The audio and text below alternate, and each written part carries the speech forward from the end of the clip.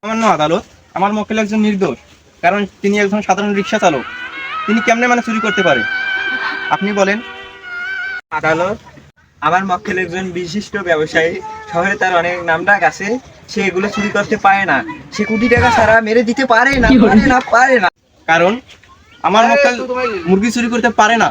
আমার মক্কেল কারণ এই ছোটখাটো চুরি করে না, করলে বড় সড়ো করে, যেমন গরু ছাগল এগুলো চুরি করে। কিন্তু তিনি যে একটা মুরগি চুরি করবে আমার বিশ্বাস হয় না। ইনি মুরগি চুরি করে নাই। মহামান্য আদালত,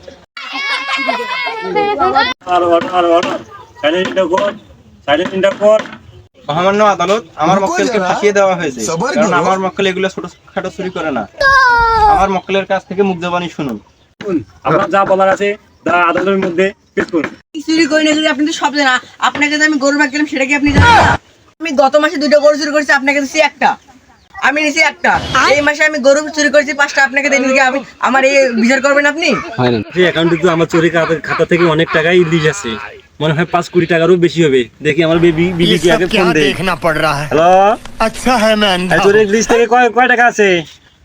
এই মাসে কয় টাকা কাটছে? 5 কোটি আছে না? তা ঠিক আছে, এই ওদেরকে যদি আমি দেই, মুখে ফেসে দেই, তাহলে তো আমারই ক্ষতি। যাক, এবার একটা ব্যবস্থা করিনি। ये सब क्या देखना पड़ रहा है? रुको जरा, सबर करो। না না, হতে পারে না। মহামান্য আদালত, আমি তো আপনাকে বিশ্বাস করেছিলাম। মাত্র 5 কোটি টাকার জন্য আপনি এদের দলে যোগ দিয়েছেন। আপনি নিজের সততাকে বিক্রি করে দিয়েছেন।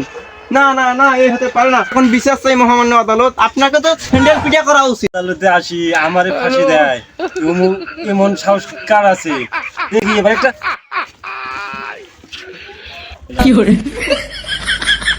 মহামান্য আদালত, আপনি এটা কি করলেন?